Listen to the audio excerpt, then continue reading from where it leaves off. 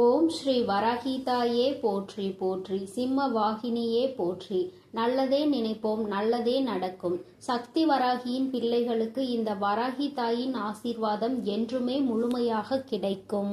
உன்னை இவ்வளவு காலமாக விட்டு சென்ற உறவானது மீண்டும் உன்னை தேடி வந்து கொண்டிருக்கின்றது.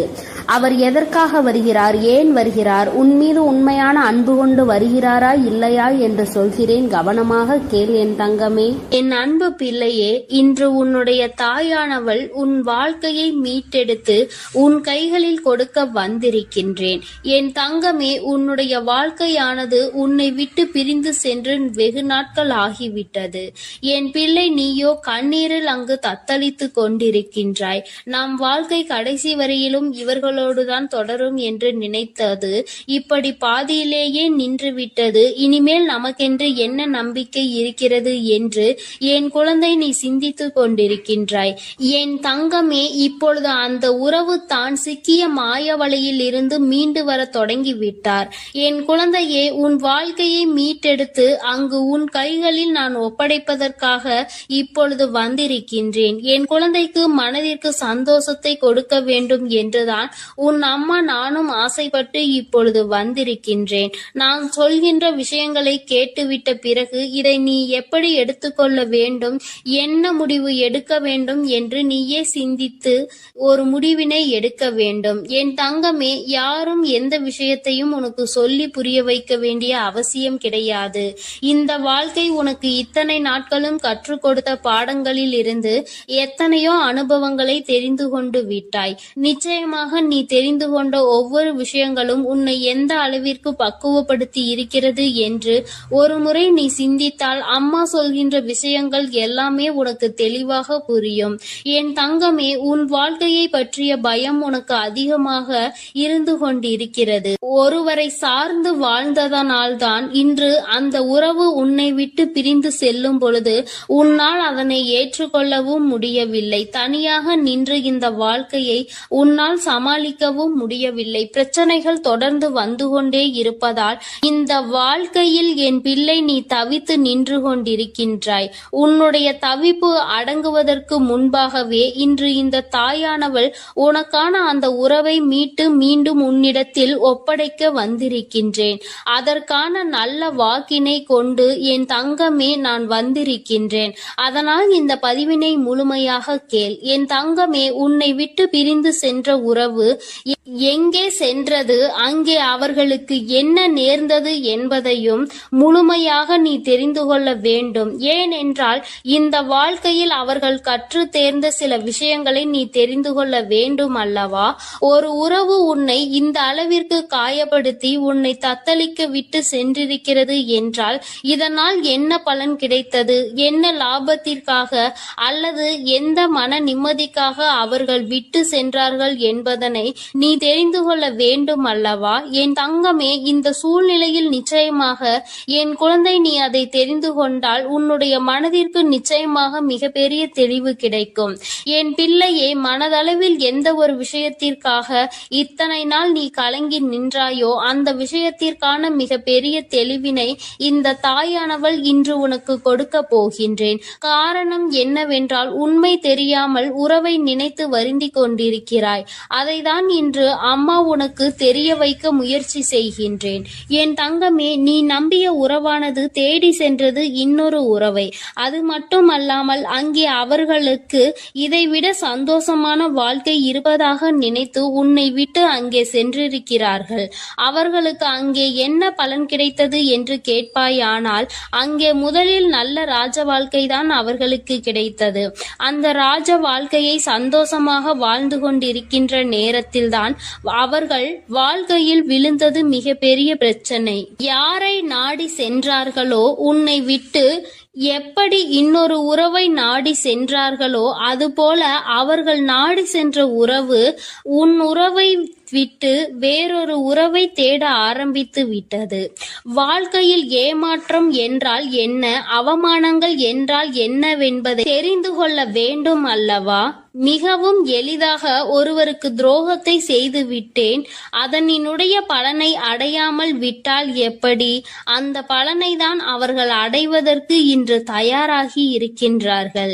என் தங்கமே, இந்த வாழ்க்கை நிச்சயமாக அவர்களுக்கு பல கடினமான விஷயங்களை காண்பித்து கொடுத்து விட்டது. அவர்கள் செய்தது எத்தனை பெரிய தவறு என்பதை அவர்களுக்கு புரிய வைத்து விட்டது. புரிய வைத்ததோடு மட்டுமல்லாமல் பல வேதனைகளிலும் சோதனைகளிலும் கிடந்து அதிலிருந்து மீண்டு வர முடியாமல் இப்பொழுது தவித்து மீண்டும் உன்னுடைய உறவே பெரியது என்று நினைக்க இவர் தொடங்கிவிட்டார். என் தங்கமே, ஒரு விஷயத்தை நீ தெளிவாக புரிந்து கொள்ள வேண்டும். இந்த தாயானவள் உன்னிடத்தில் ஒரு விஷயத்தை சொல்ல வருகிறேன் என்றால், அம்மா உடனடியாக எனக்கு எல்லாவற்றையும் செய்து கொடு, உடனே நான் சந்தோஷமாக வாழ வேண்டும் என்று நீ கண்மூடித்தனமாக சொல்லக்கூடாது. அவர் மாய வலையில் சிக்கி இருக்கிறார் என்றால் தன்னுடைய சொந்த புத்தி இல்லாமல் அங்கே எதுவும் நடக்கவில்லை. தன்னுடைய வாழ்க்கை, அதிலும் தன்னை நம்பிய ஒரு உறவு, தன்னை விட்டால் யாருமே அந்த உறவுக்கு இல்லை என்கின்ற நிலை, இந்த நிலை எல்லாம் உணர்ந்த பிறகும் கூட ஒருவருக்கு துரோகத்தை செய்ய முடிகிறது என்றால், இவர்கள் மீண்டும் உன்னை நாடி வந்து உன்னோடு இருக்கும் பொழுது வேறு ஒரு உறவை தேடினால் அதனால் தவறு யார் மேல் வரும் என்பதை ஒருமுறை நீ சிந்தித்து பார். உண்மையான அன்பிற்கு துரோகத்தை செய்ய நினைத்தவர்கள் நாளை எந்த விஷயத்தையும் உனக்கு செய்ய துணிவார்கள் என்பதை நீ மறந்து விடாதே. இவர்கள் நினைப்பதை நடத்துவதற்கான இடத்தை நீ கொடுக்க கூடாது. ஒரு முறை ஒரு தவறு உன் வாழ்க்கையில் நடந்துவிட்டது. இதிலிருந்து மீண்டு வர முடியாமல் நீ தவித்து நின்று கொண்டிருக்கின்றாய். என் தங்கமே, அப்பேற்பட்ட சூழ்நிலையில் அதே உறவு மீண்டும் ஒன்றை சொன்னால் அதை நம்புவதற்கு நீ முட்டாளாக இருந்து விடாதே. மாய வலையில் இருந்து மீண்டும் பேசுவதற்கு அவர்களுக்கு சுயமாக வேறு காரணங்கள் வரத்தான் செய்யும். ஒருவர் வாழ்க்கையை கெடுத்து இன்னொருவருக்கு சந்தோஷத்தை கொடுக்க நினைக்கின்ற உறவுகள் தன்னுடைய சுயநலத்தை மட்டுமே முன்னெடுத்து வைக்கின்றார்கள். உறவுகள் ஒரு நாளும் வாழ்க்கையில் உனக்கு தேவை கிடையாது என்பதை முதலில் நீ புரிந்து கொள். என் தங்கமே, நீ ஒவ்வொரு நாளும் இதனால் அழுது அழுது எந்த அளவிற்கு என் தங்கமே இந்த தாயானவள் முன் நீ புலம்பிக் கொண்டிருந்தாய் என்பதை ஒரு நிமிடம் சிந்தித்து பார். எப்பொழுதுமே உனக்கு நல்லதை மட்டுமே எடுத்துச் சொல்வேன். என் குழந்தையின் வாழ்க்கைக்கு ஏற்ற விஷயமாக இருந்தால் அதை நான் உன்னை விட்டு ஒரு நாளும் விலக்கி வைத்திருக்க மாட்டேன். என் தங்கமே, எல்லாவற்றையும் தாண்டி உன்னை விட பெரிது என்று நினைத்து இன்னொன்றை தேடி சென்ற உறவு மீண்டும் உன்னிடம் திரும்பி வந்தாலும் என்றென்றைக்கும் நீ அதனை நாடி செல்லாதே. உண்மையான உன் மீது அன்பு கொண்ட உறவாக இருந்தால் அந்த உறவு ஒருபொழுதும் இன்னொருவரை தேடி செல்லாது. என் தங்கமே, இது பொய்யான உறவு என்பதை நீ புரிந்து கொள்ள வேண்டும். அதனால் என் பிள்ளையே, எதுவானாலும் சிந்தித்து முடிவெடு. மீண்டும் ஒரு ஏமாற்றத்தை ஒருவேளை கொடுத்தால் அதை உன்னால் தாங்கிக் கொள்ள முடியும் என்று நீ நம்பினால் மட்டுமே இந்த வாழ்க்கையை நீ தேர்ந்தெடுக்கலாம். இல்லை, எனக்கு வேண்டாம், என்னால் முடியாது என்று நீ சொல்வாயானால் நிச்சயமாக நீ தப்பித்து கொள்ள வேண்டும் என்றுதான் அம்மா சொல்கின்றேன். என் குழந்தையே, வாழ்க்கையில் உண்மையான அன்பினை கொடுக்க எத்தனையோ பேர் இருக்கிறார்கள். பொய்யான அன்பிற்காக உன்னுடைய வாழ்க்கையை நீ தொலைத்துவிடக் கூடாது என்றுதான் அம்மா சொல்கின்றேன். என் குழந்தையின் மனதில் இருக்கின்ற இந்த எண்ணங்களை அம்மா நான் நிச்சயமாக புரிந்து கொண்டதன் பலனாக தான் உன்னிடத்தில் சொல்கிறேன். வேண்டாம் என்று முடிவெடுத்து விட்டால் என்னிடம் வா, அம்மா உனக்கான ஆறுதலை கொடுக்கிறேன். வேண்டும் என்று முடிவெடுத்தால் அந்த வாழ்க்கை உன்னுடைய பொறுப்பு. இனி உன் வாழ்க்கையை நீதான் பார்த்து கொள்ள வேண்டும். அதில் மட்டும் நீ கவனமாக இருந்து விட்டால் போதும். அம்மா உன்னை எப்பொழுதுமே கைவிட மாட்டேன் என்பதை மட்டும் நீ தெளிவாக புரிந்து கொண்டால் போதும். என் அன்பு பிள்ளையே, உன்னை விட்டு சென்ற உறவு மீண்டும் உன்னை தேடி வருகிறது. அதற்கான காரணம் என்னவென்று முழுவதுமாக கேட்டு தெரிந்து கொண்டு அம்மா சொல்லும் முடிவை உடனே எடு. ஏனென்றால் என் அன்பு குழந்தை இப்பொழுது மிகவும் கோபத்தில் இருக்கிறது. தன்னுடைய செயல்கள் பிடிக்காமல் மனமுடைந்து போய் இருக்கிறது. உன்னை விட்டு சென்ற உறவு நிரந்தரமாக இல்லாமல் போகட்டும். இனி எனக்கு அவர்கள் வேண்டாம் என்று அவர்களை வெறுத்து என் அன்பு குழந்தையானது இப்பொழுது மனதை கல்லாக்கி கொண்டு உட்கார்ந்திருக்கிறது. ஆரம்ப கட்டத்தில் அந்த உறவின் மீது உயிராய் இருந்தாய். இப்பொழுது அவர்கள் செய்த சிறு தவறுக்காக அவர்கள் வாழ்க்கையிலே நிரந்தரமாக வேண்டாம். என்னுடைய விஷயங்கள் அனைத்தையும் அவர் தவறாக புரிந்து கொண்டார், தவறாக செயல்பட்டார், என் வாழ்க்கையில் துரோகத்தை விளைத்தார்கள். இனிமேல் அவர்களுக்கு என் வாழ்க்கையில் இடமே இல்லை என்று அந்த நபரை என் அன்பு குழந்தை வெறுத்து விட்டது. ஆனால் அந்த தவறு அவர்கள் செய்தார்கள், நானும் அதை ஒப்புக்கொள்கிறேன். ஆனால் என் அன்பு பிள்ளையே, நீ மனதுருகி அழுதாய் அல்லவா? அதனுடைய கர்மா இப்பொழுது அவர்களை வாட்டி வதைத்து கொண்டிருக்கிறது. அவர்கள் வாழ்க்கையில் நரக வேதனையை அனுபவித்தார்கள். ஏனென்றால் என் அன்பு குழந்தை உண்மையாக இருந்தது, அவர்களையே முழுமையாக நம்பி இருந்தது. ஆனால் அவர்கள் துரோகம் செய்து ஏமாற்றி விட்டார்கள். ஒரு உண்மையான உறவை அலட்சியம் செய்தது உண்மைதான் என் அன்பு குழந்தையே. ஆனால் அவர்கள் பட்ட துன்பம் இருக்கிறதே, அது நரக வேதனை. தினம் தினம் உனக்கு செய்த துரோகத்திற்காக கர்ம வினை அவர்கள் வாழ்க்கை முழுவதுமே நடந்து கொண்டிருக்கிறது. சில காலத்திலே நல்லது எது, கெட்டது எது, நல்ல உறவு எது, பொய்யான உறவு எது என்று உன் உறவானது புரிந்து கொண்டது. உன் தாயானவள் அதை தெரியப்படுத்திவிட்டேன். ஆனால் சில நேரங்களில் என் அன்பு குழந்தையே, உறவை இழந்து விட்டோம், நம் வாழ்க்கையில் மறுமுறை அந்த உறவு கிடைக்காதா என்று சில நேரங்களில் நீ சிந்திக்கிறாய். ஆனால் சில நேரங்களில் எனக்கு துரோகம் செய்த உறவு மறுமுறை எனக்கு எப்படி துரோகம் செய்யாமல் இருக்கும், அதனுடைய குணத்தை எப்படி மாற்ற முடியும், அதனுடைய செயல்களையும் எண்ணத்தையும் எப்படி மாற்ற முடியும் என்று சந்தேகமும் ஏற்படுகிறது. அதனால் அவர்கள் நிரந்தரமாக நம் வாழ்க்கையில் வேண்டாம் என்று என்னுடைய தங்க பிள்ளையானது முடிவெடுத்திருக்கிறது. ஆனால் இந்த முடிவை நீ கொஞ்சம் மாற்றிக்கொள்ள வேண்டும். ஏனென்றால் தவறு செய்தவர்கள் நம்மை தேடி மன்னிப்பு கேட்க வரும்பொழுது அவர்களை மன்னிக்கலாம், தவறல்ல. என்ன ஒன்று என் அன்பு பிள்ளையே, மன்னிப்பு கேட்டார் போல கேட்டு உன் வாழ்க்கையில் சில கஷ்டத்தையும் கண்ணீரையும் ஏற்படுத்துவதற்கு சில நபர்கள் இருக்கிறார்கள். ஆனால் உன் உறவானது மறுமுறை தவறு செய்யாத அளவிற்கு தக்க பாடத்தை உன் அன்னை கொடுத்திருக்கிறேன். அதனால்தான் ஒரு முறை செய்த தவறுக்காக அவர்கள் அனைத்தையும் திருத்திக் கொண்டு உன் காலடியில் விழுந்து மன்னிப்பு கேட்க உன்னை தேடி அந்த நபரானவர் வரப்போகிறார். இப்பொழுது நீ சரியான முடிவு எடுக்க வேண்டும். அதனால்தான் உன் அன்னை அவர் வருவதற்கு முன்னே உன்னிடம் இதை பற்றி தெரிவிக்க வந்திருக்கிறேன். இப்போது நீ உன் முடிவுகளை எடுக்க வேண்டும். ஒரு முறை அந்த நபரை மன்னித்து விடு.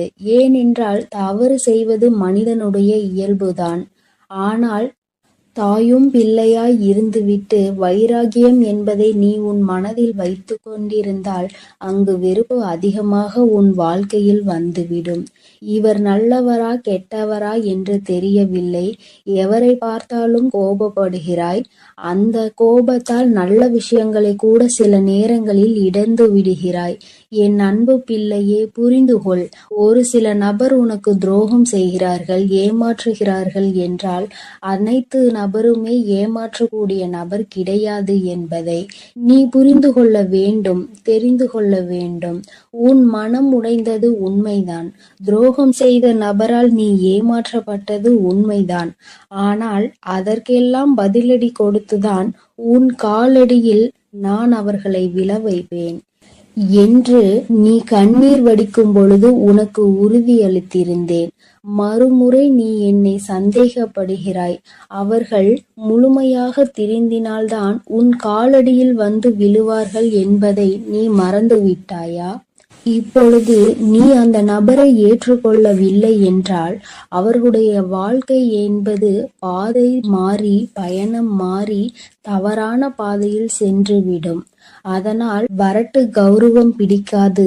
அதிகமாக கோபத்தால் நாம் சிந்திக்கும் செயலானது, எடுக்கும் முடிவானது வாழ்க்கையை கெடுத்துவிடும்.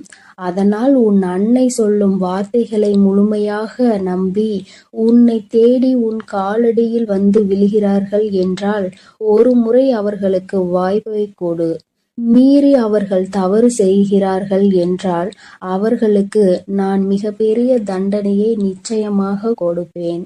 உன்னை ஏமாற்ற மாட்டார்கள் அவர்கள். ஏனென்றால் நீ ஒரு முறை மனவேதனையில் இருக்கும் பொழுது ஆறுதல் உரைக்க எனக்கு அந்த உறவுதான் வேண்டுமென்று என்னிடம் நீ கேட்டாயல்லவா? என் அன்பு பிள்ளையே, உன்னுடைய ஆசையை நிறைவேற்றுவதற்காகத்தான் நான் உன் உறவை திருத்தி இப்பொழுது உன்னிடமே ஒப்படைக்கப் போகிறேன். இது உன் அன்னையின் கடமையும் கூட. என் பிள்ளைக்கு என்னென்ன வேண்டும் என்பதை பார்த்து பார்த்து செய்வது ஒரு அன்னையான என்னுடைய கடமை அல்லவா? என் அன்பு பிள்ளையே, அதனால் நீ கொஞ்சம் சிந்தித்து ஒரு நல்ல முடிவை எடு. வரட்டு கௌரவம் பிடித்து கொண்டு பழைய விஷயங்களை பேசி பேசி அவர்களை அலட்சியம் செய்து விடாதே. ஏனென்றால் உன்னை அவர் தேடி வரப்போகிறார்கள். வியாழக்கிழமையோ வெள்ளிக்கிழமையோ அல்லது ஞாயிற்றுக்கிழமையாக கூட இருக்கலாம். இந்த 3 தினத்தில் உனக்கு துரோகம் செய்த உறவும் ஏமாற்றிய உறவும் நரக வேதனையை அனுபவித்து தக்க பாடத்தை கற்றுக்கொண்டு உன் தாயின் லீலைகளால் அவர்கள் இனி சின்ன எறும்புக்கு கூட துரோகம் செய்யாத அளவிற்கு மாறி உன்னை தேடி இப்பொழுது வரப்போகிறார்கள். தாயானவள் அவர்கள் வாழ்க்கையில் தகுந்த பாடத்தை கற்றுக் கொடுத்திருக்கிறேன். நல்ல பாடத்தையும் புகட்டி கொண்டிருக்கிறேன். நம்பியவருக்கு துரோகம் செய்தால் என்னென்ன பலன் கிடைக்கும் என்று, இரட்டிப்பு பலன் கிடைக்கும் என்று, அதுவும் என்னுடைய பிள்ளைகளை ஏமாற்றினால் என்ன பலன் கிடைக்கும் என்று அனைத்தையும் உன் உறவானது இப்போது புரிந்து கொண்டது. அதனால்தான் உன் காலடியில் வந்து விழப்போகிறது நிரந்தரமாக. எல்லாம் எதற்காக செய்தேன் தெரியுமா? நீ வடித்த கண்ணீரும் உண்மையான உன்னுடைய பக்தியும் உண்மையான அன்பும் உன்னிடம் இருக்கும் நேர்மையும் இதனால்தான். உன் தாயானவள் நான் இதை உனக்காக செய்திருக்கிறேன். உன்னை எவர் ஏமாற்றினாலும் உனக்கு எவர் துரோகம் செய்தாலும் உன் தாயானவள் ஒருபோதும் பொறுத்து கொள்ள மாட்டேன். அவர்களுக்கு அதற்கான இரட்டிப்பு பலனாக தண்டனை கிடைத்தே தீரும். அதனால் என் வார்த்தைகள் மீது நம்பிக்கை கொண்டு நான் சொல்லக்கூடிய முடிவை எடுத்துவிட்டால் உன் வாழ்க்கையில் சந்தோஷம் என்பது நிரந்தரமாக இருந்துவிடும். உன் உறவு காலடியில் வந்து விழப்போகிறது. அதை மனமாற ஏற்றுக்கொண்டு வாழ பழகு. பழைய விஷயங்களை பேசாதே. பழைய விஷயங்களில் புத்தி காமித்தால் பழைய நிலைக்கு மாறுவதற்கு சிறிது காலம் எடுக்காது. ஆனால் திரும்பி வரும்பொழுது அவர்களை பழைய விஷயத்தை சொல்லி சொல்லி காமித்து அவர்களை மென்மேலும் கஷ்டப்படுத்த கூடாது. பிறகு அவர்கள் வாழ்க்கையில் தவறான முடிவுகளை எடுத்து விடுவார்கள். அதனால்தான் உன் அன்னை இப்பொழுது இந்த முடிவை எடுக்கச் சொல்கிறேன். என் அன்பு பிள்ளையே, அதனால் நீ சிந்தித்து ஒரு நல்ல முடிவை சீக்கிரமாக எடுத்துவிடு. ஏனென்றால் அவர்கள் உனக்காகவே வந்து கொண்டிருக்கிறார்கள். அவர்கள் முழுமையாக தெரிந்து விட்டார்கள். உன் அன்னை சொல்கிறேன் அல்லவா, என் மீது நம்பிக்கை கொண்டு உன் வாழ்க்கையை நீ ஆரம்பி என் குழந்தையே. அதில் உன்னை எப்பொழுதும் நானே வழிநடத்தி செல்கிறேன். நான் உன்னோடு இருக்கிறேன். நான் உனக்காகவே இருக்கிறேன். நான் இருக்கும் பொழுது நீ எதற்காகவும் கவலை கொள்ள வேண்டாம் என் தங்கமே. நீ நல்லதையே நினை. உன் வாழ்வில் எப்பொழுதும் நான் உனக்கு நல்லதை மட்டுமே செய்து கொடுக்கிறேன். என் அன்பு பிள்ளையே, ஒரு முக்கியமான செய்தியை இன்று உன்னிடம் சொல்வதற்காக உன் வராகி அம்மா நான் வந்திருக்கிறேன். ஏனென்றால் நான் கண்ட காட்சி ஒன்று என்னை கண்கலங்க வைத்து விட்டது. அதை உன்னிடத்தில் சொல்லிவிட வேண்டும் என்றுதான் அம்மா வந்திருக்கிறேன். உன்னை விட்டு பிரிந்து சென்ற உன்னுடைய துணையினுடைய இல்லத்திற்கு அம்மா சென்றிருந்தேன். பிரிவிற்கு காரணம் என்னவென்பது உன் பக்கம் ஒரு நியாயம் இருந்தாலும் அவர்கள் பக்கம் இருக்கின்ற நியாயத்தையும் தெரிந்து கொள்ள வேண்டும் அல்லவா? அது என்னவாக இருக்கும் என்று அறிந்து கொள்வதற்காக தான் உன் அம்மா நான் அங்கே சென்றிருந்தேன். அங்கு நான் நான் கண்ட காட்சி என்னவென்பதையும் குழந்தையே நீயும் தெரிந்து கொள்ள வேண்டும் அல்லவா? அம்மா உன்னிடத்தில் அதனை சொல்லியே தீர வேண்டும் என்று வந்திருக்கிறேன். நான் சொல்கின்ற விஷயங்கள் உனக்கு நிச்சயமாக மன கஷ்டத்தை தான் கொடுக்க போகிறது. ஆனால் அதற்கான தீர்வும் இதில் முடிவில் உனக்கு கிடைக்க போகிறது. அதற்கு காரணம் என்ன தெரியுமா? நீ குழம்பிக் கொண்டிருக்கின்ற இந்த விஷயம் உனக்கு முதலில் தெளிவான பதிலை கொடுக்கும். அதன் பிறகு நல்லதொரு முடிவை கொடுக்கும். என் குழந்தையே, வாழ்க்கை துணை என்று அம்மா சொல்வது உனக்கு திருமணம் முடிந்த வாழ்க்கை துணையாகவோ அல்லது இப்பொழுது உன்னோடு பழகி கொண்டிருக்கிற உன்னுடைய எதிர்காலத்தில் உனக்கு துணையாக வரப்போகின்றவர் என்று நினைத்து கொண்டிருப்பவர் யாரோ ஒருவர். என் குழந்தை யாராக இருந்தாலும் சரி, அவர்களினுடைய மனநிலையில் உன்னை பிரிந்து சென்ற பிறகு என்னவாக இருக்கிறது, எதற்காக உன்னை விட்டு பிரிந்து சென்றார்கள், அவர்களின் இல்லத்தில் நான் கண்ட காட்சி என்னவென்பதை அம்மா உனக்கு இப்பொழுது விரிவாக சொல்கிறேன். என் குழந்தையே, ஒரு முறை உன்னுடைய மனதினை ஒருநிலைப்படுத்தி இந்த வராகியை அன்போடு நினைத்துக்கொள். எந்த விதமான கலக்கமும் உனக்கு தேவையில்லை. எல்லாவற்றிற்கும் உன் தாயானவள் நான் இருக்கிறேன் என்பதை நீ புரிந்து கொண்டால் போதும். என் தங்கமே, நானும் உன் துணையினுடைய மனதில் என்ன இருக்கிறது என்று தெரிந்து கொள்ள சென்றேன். அங்கே உன்னுடைய துணை என் மனதை தவிர மற்றவர்களின் மனதில் என்ன இருக்கிறது என்பதை அறிந்து கொண்டு உன் அம்மா இப்பொழுது வந்திருக்கிறேன். என் தங்கமே, யார் யார் என்ன நினைக்கிறார்கள் என்பதை முதலில் சொல்கிறேன். அதன் பிறகு ஏன் உன் துணை இப்படி ஒரு முடிவை எடுத்தது என்பதை நீ புரிந்து கொள்வாய். என் தங்கமே, உன்னுடைய துணையின் இல்லத்தில் இருக்கின்றவர்கள் உனக்கு எதிராக இருக்கிறார்கள். அவர்களின் மனதில் உன்னை பற்றிய தவறான எண்ணங்கள் இருக்கிறது. அதற்கு காரணம் நீ பேசிய சில வார்த்தைகள். நீ பேசியது நியாயமாகவே இருந்தாலும், உன் பக்கம் நியாயம் இருந்தாலும் அது அவர்கள் பக்கம் தவறாக தான் தெரிகின்றது. ஏனென்றால் எல்லோருமே தான் நினைப்பதுதான் சரி என்று நினைக்கிறார்கள் அல்லவா? அவர்களினுடைய எண்ணங்களும் அப்படிதான் இருந்து கொண்டிருக்கிறது.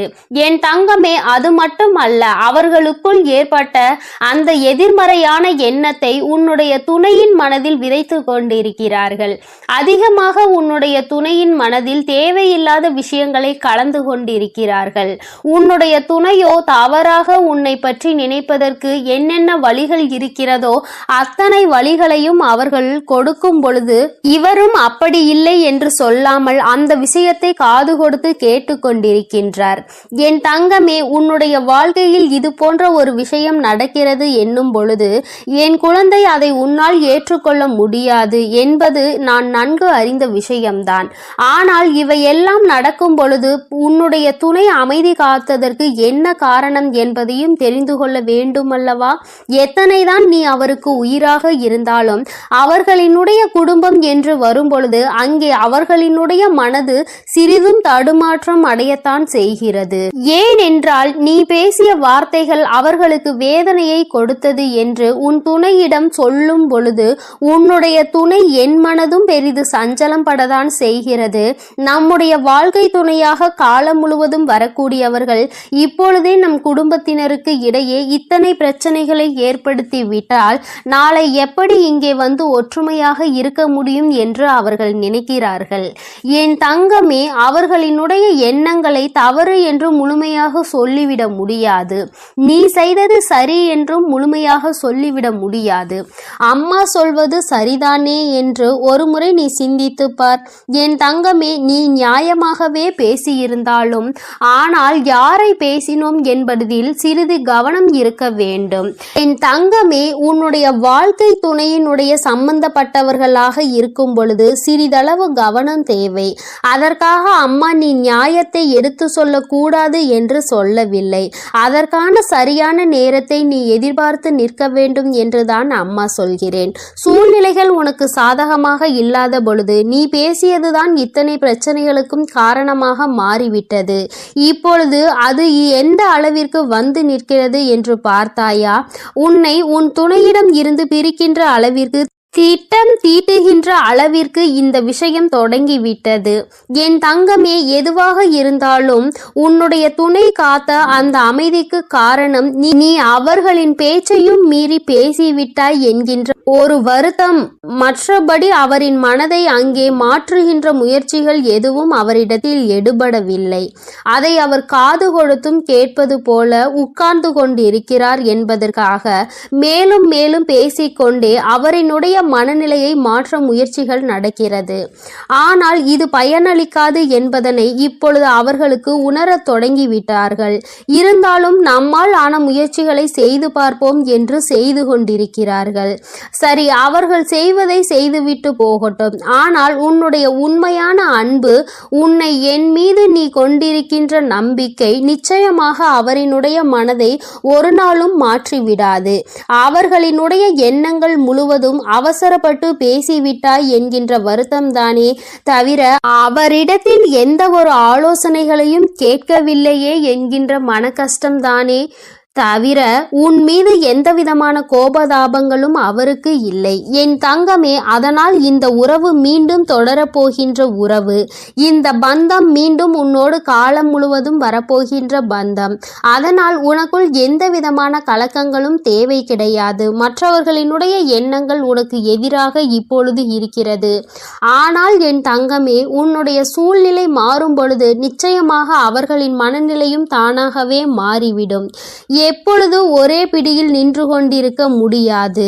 அவர்களுக்கு அவரவர்கள் குடும்பத்தில் இருக்கின்றவர்களின் வாழ்க்கை முக்கியமானதாக தோன்றும் பொழுது தேவையில்லாமல் அடுத்தவரின் விஷயத்தில் தலையிடக்கூடாது என்ற எண்ணம் தோன்றும். அதற்கு அவர்கள் வாழ்க்கையில் இது போன்ற ஒரு சம்பவம் நடக்க காத்து கொண்டிருக்கிறது. அதிலிருந்து நல்ல பாடத்தை கற்றுக்கொண்டு வந்து உன் வாழ்க்கையில் தலையிடக்கூடாது என்பதை நிச்சயமாக புரிந்து கொள்வார்கள். என் குழந்தையே, இனிமேல் எந்த விஷயமானாலும் துணையினுடைய குடும்பத்தாரின் சம்பந்தப்பட்ட விஷயமாக இருந்தால் அவரிடத்தில் சிறிது ஆலோசனை பெற்றுவிட்டு பிறகு நீ நிச்சயமாக உனக்கு அதில் இருந்து நல்ல பலன்கள் கிடைக்கும். மாறாக உன்னுடைய சொந்த முடிவாக இருக்கும் பட்சத்தில் நமக்கு கஷ்டம் வரும் பொழுது அதில் இவரால் எந்த விதமான உதவியும் செய்ய முடியாமல் ஒதுங்கி நின்று வேடிக்கை மட்டும்தான் பார்க்க முடியும் என்பதை நீ இப்பொழுதுதானே நடந்து கொண்டிருப்பதை பார்த்து புரிந்து கொண்டிருக்கிறாய். என் தங்கமே, இனி ஒரு நாளும் இந்த சூழ்நிலை உன் வாழ்க்கையில் வராமல் நீ பார்த்து கொள்ள வேண்டும். உன்னை சுற்றி நடக்கின்ற விஷயங்கள் எல்லாம் எதை சார்ந்தது என்பதை நீ புரிந்து கொள்ள வேண்டும். உன்னுடைய அழகான வாழ்க்கையை மீண்டும் உன் கைகளில் நிச்சயமாக நான் கொடுப்பேன். மற்றவர்களின் மனநிலையை மாற்றி உன் கைகளில் அதை கொடுக்கின்ற நேரம் மறுபடியும் வரும். அதை நீ நிச்சயமாக எக்காரணம் கொண்டும் இழந்து விடாமல் பார்த்து கொள்ள வேண்டியது உன்னுடைய பொறுப்பு. என் தங்கமே, இந்த வராகி அம்மாவினுடைய ஆசீர்வாதங்கள் உனக்கு எப்பொழுதும் இருந்து கொண்டுதான் இருக்கிறது. ஆனால் உன்னுடைய வாழ்க்கை உன் கையில் தான் இருக்கிறது என்பதை நீ மறந்து விடாதே. சர்வ நிச்சயமாக இந்த வராகியானவள் கொடுத்த வாக்கினை நிச்சயமாக நிறைவேற்றி காட்டுவாள்.